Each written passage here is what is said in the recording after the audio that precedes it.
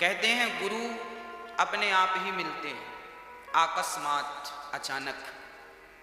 गुरु ढूंढना नहीं पड़ता। बारिश का पानी जब बरसता है तो पानी तो सब जगह बरसता है, पर वो पानी ठहरता वहीं है जहां गहराई होती है। तालाब में गहराई है तो तालाब में भर जाता है, खेत गहरा है तो खेत में भर जाएगा। अच्छा, गहराई नहीं है, ऊंचाई है तो बह जाएगा। पानी बरसा तो सब जगह है, पर ठहरा कहाँ? जहां गहराई थी। उसी प्रकार जिसका हृदय गहरा है, अर्थात जो भक्ति और प्रेम की गहराई में डूबे हैं, उनके जीवन में ही सच्चे गुरु की एंट्री होती है। आज समाज में सच्चा गुरु मिल पाना ही मुश्किल है। आज आप सच्चे गुरु की तलाश करते हैं, सच्चा गुरु नहीं मिलता। क्यों नहीं मिलता?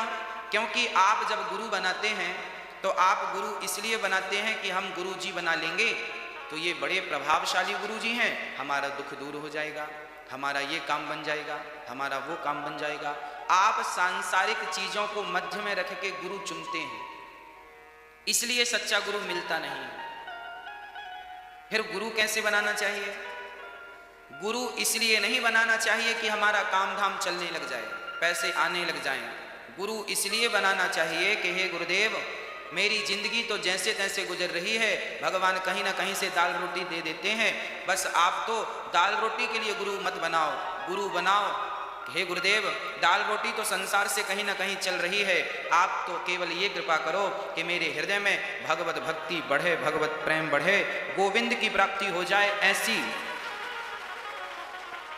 ऐसा मार्ग प्रशस्त कर दीजिए जिससे गोविंद की प्राप्ति हो जाए। ध्रुव जी जब घर से निकले तो नारद जी मिल गए रास्ते में। नारद जी ने कहा, ध्रुव तुम्हें क्या चाहिए? तुम्हें पद चाहिए ना, तुम पद के लिए लौट आए हो, चलो मैं तुम्हें पद देता हूं। ध्रुव जी ने कहा, ना ना, हमें पद और प्रतिष्ठा नहीं चाहिए। गुरु पहले ये पूछता है तुम्हें चाहिए क्या? नारद जी ने पूछा तुम्हें क्या चाहिए? ध्रुव जी ने कहा पद प्रतिष्ठा नहीं चाहिए। फिर क्या चाहिए? बोले भगवान चाहिए। अब आप भी हमसे कहते हैं गुरु जी काम नहीं बन रहा है, तो आपके हिसाब की बात हम भी कर देते हैं, भाई ऐसा कर लो काम बन जाएगा। भाई जैसा शिष्य वैसा गुरु। आप जब सांसारिक बातें करते हैं तो हमें भी सांसारिक उत्तर देने पड़ते हैं। आप जब प्रश्न ही उत्तम करेंगे तो बात भी हम उत्तम करेंगे। ध्रुव जी ने ये नहीं कहा कि नारद जी, गुरु जी मुझे राजा बना दो, माल दे दो ना। ध्रुव जी ने कहा, गुरु जी ये बताओ कि मुझे भगवान की प्राप्ति कैसे होगी। गुरु से हमेशा एक ही प्रश्न करना चाहिए कि गुरुदेव हमारा कल्याण कैसे होगा, कल्याण का साधन बताइए। तब नारद जी ने कहा, बेटा देख तेरी अवस्था बहुत छोटी है, अभी तेरी उम्र ये सब करने की नहीं है। ध्रुव जी ने कहा, क्यों? बुढ़ापे का मैं इंतजार करूं और कल ही मर गया तो नुकसान हो जाएगा। तब नारद जी समझ गए कि चेला पक्का वाला है, ये डगमग डगमग डोलने वाला नहीं है। तो शिष्य को तो पहले पक्का होना चाहिए। पक्का किस बात पर होना चाहिए? कि भगवान को पाना है, इस बात पे पक्का होना चाहिए, अडिग। ऐसा नहीं हम मिल जाएंगे तो देख लेंगे, प्रयास करेंगे नहीं। एक बार हम कथा सुना रहे थे तो कथा सुनाने के लिए हम गए, जहां कथा हो रही थी वहां से लगभग 1 किलोमीटर दूर हम रुके थे एक घर में। तो जब हम घर से उतरते तो वहां रोज के हम एक मैया मिलती, रोज हम एक मैया मिलती। हम रोज मैया से कहते, मैया कथा में चल नहीं रही हो?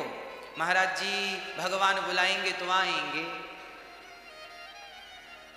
अब हम चले गए, कथा सुना के आए तो वो फिर बाहर बैठे पंचायत कर रही पड़ोसन से।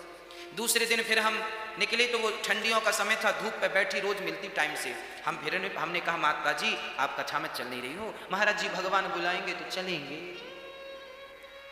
हमको लगा शायद इनका कोई काम हो, पर जब कथा सुना के आते थे तो वो पंचायत करती ही मिलती थी, जाते थे तो पंचायत, आते थे तो पंचायत। हमने एक दिन पूछ लिया, माता जी ये बताओ मैया जी, जब हम गए थे तब भी आप यहाँ बैठी हो, जब हम वापस आए तो भी आप यहाँ बैठी हो, अंदर गई कि नहीं? नहीं महाराज जी हम तो यहीं बैठे हैं तब से।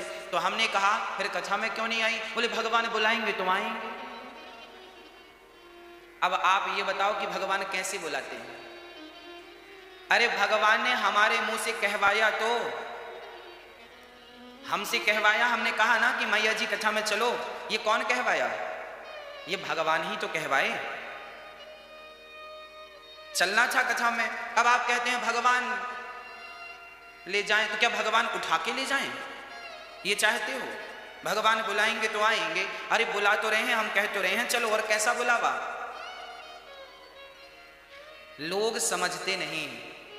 याद रखना, भगवान कभी डायरेक्ट कुछ कहने नहीं आएंगे।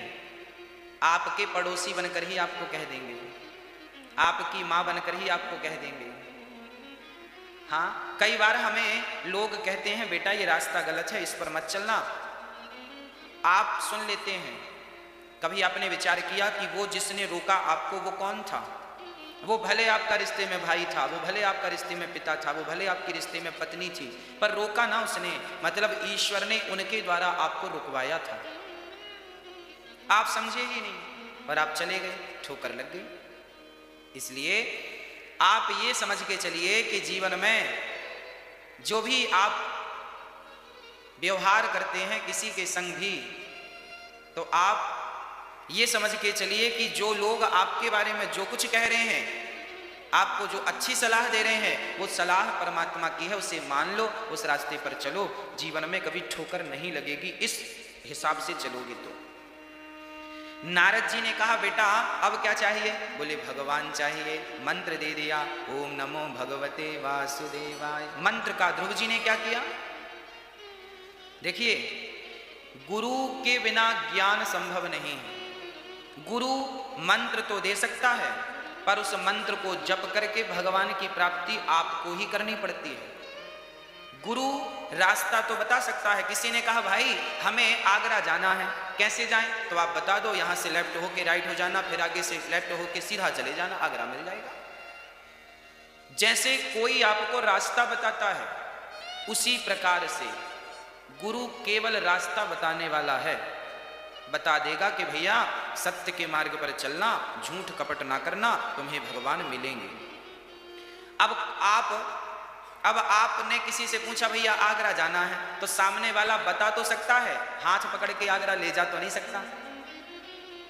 बताओ, आगरा का रास्ता तो बता सकता है, पर हाथ पकड़ के आगरा छोड़ने थोड़ी जाएगा।